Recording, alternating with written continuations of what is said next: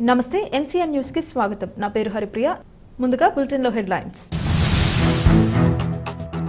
స్వచ్ఛ భారత్ నిర్మాణంలో మనందరం పునరంకితమవుదాం. ఎంపీ దగ్గుబాటి పురంధరేశ్వరి.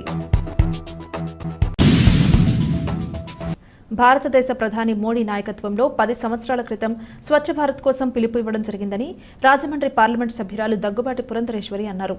రాజమహేంద్రవరంలోని స్థానిక కోటిపల్లి బస్టాండ్ ప్రాంతంలో స్వచ్ఛతా హీ సేవ ముగింపు కార్యక్రమంలో భాగంగా జిల్లా collector P Prashanti, municipal commissioner Ketan గార్గులతో కలిసి స్వచ్ఛతా హీ సేవ కార్యక్రమాల్లో పాల్గొని ఆ పరిసర ప్రాంతాలను శుభ్రపరిచే కార్యక్రమంలో ఎంపీ దగ్గుబాటి పురంధరేశ్వరి పాల్గొన్నారు. ఈ సందర్భంగా దగ్గుబాటి పురంధరేశ్వరి మాట్లాడుతూ గాంధీజీ కలలుగన్న గ్రామ స్వరాజ్య స్థాపన లక్ష్యంగా స్వచ్ఛ భారత్ నిర్మాణ లక్ష్యం సాధించే దిశగా ప్రజలు భాగస్వామ్యంతో స్వచ్ఛతా హీ సేవ కార్యక్రమాల ద్వారా ప్రజల్లో అవగాహన కల్పించడం జరిగిందన్నారు. ప్రతి ఒక్కరూ వారు నివసించే ఇంటి పరిసరాలను పరిశుభ్రంగా ఉంచడంలో సామాజిక బాధ్యత వహించాల్సి ఉందన్నారు. మహాత్మా గాంధీ ఆశయాలను అనుసరించడంలో భాగంగా మహాత్మా గాంధీ కళ్లజోడును స్వచ్ఛ భారత్ సూచికగా నరేంద్ర మోడీ ఎంపిక చేసినట్లు తెలిపారు. మహాత్ముడు నమ్మిన సూత్రాన్ని పాటించాలి, భారతదేశాన్ని రాబోయే రోజుల్లో ఒక పరిశుభ్రమైన దేశంగా ఆవిష్కరణ చేయాలనేది ప్రధానమంత్రి నరేంద్ర మోడీ సంకల్పమన్నారు.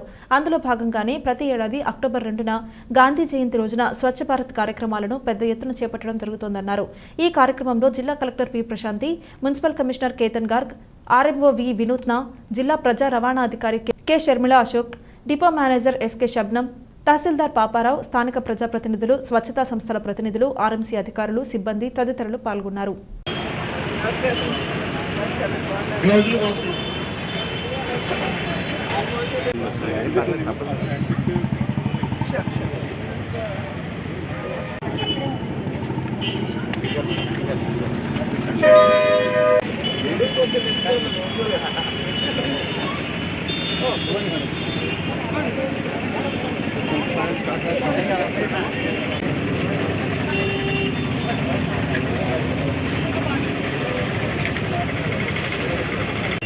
మేడం ఒకసారి పైకి చూడండి.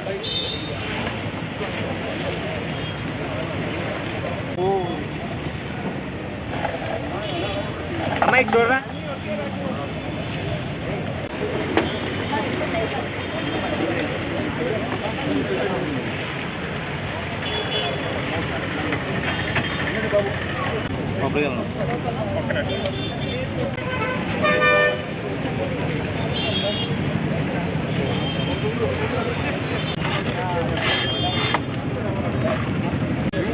అమ్మా ఒకసారి పైకి చూడండి అమ్మా. ఒకసారి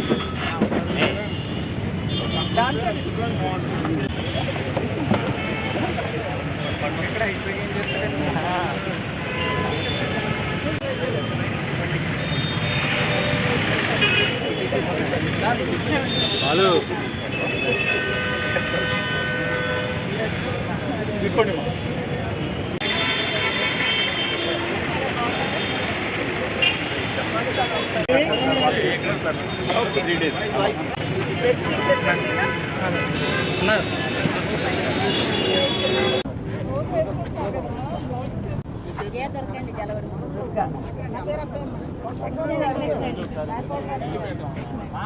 మీ అందరికీ ధన్యవాదాలు చెప్పాలి.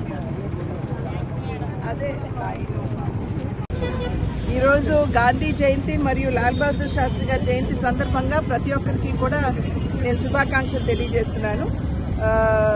దగ్గర 10 సంవత్సరాల క్రితం నరేంద్ర మోడీ గారు స్వచ్ఛ భారత్ అనేటువంటి కార్యక్రమాన్ని గాంధీ జయంతిని పురస్కరించుకుని వారు ప్రారంభించడం జరిగింది.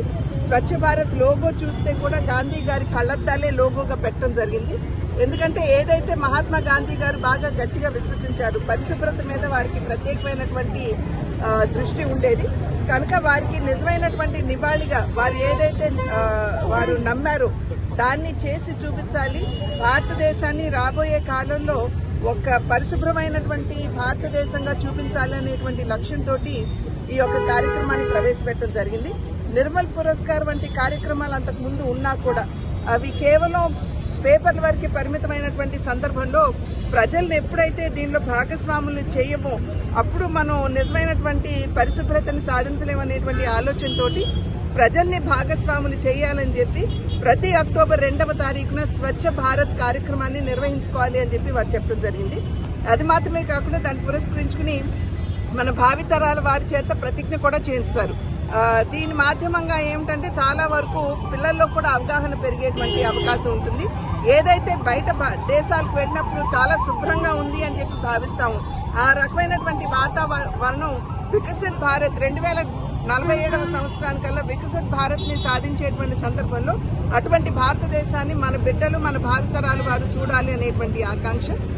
దానిలో భాగంగానే మహిళలకు కూడా ఈ మరుగుదొడ్ల నిర్మాణం కూడా స్వచ్ఛ భారత్ లోనే అంతర్భాగంగా వారు చేపట్టడం జరిగింది.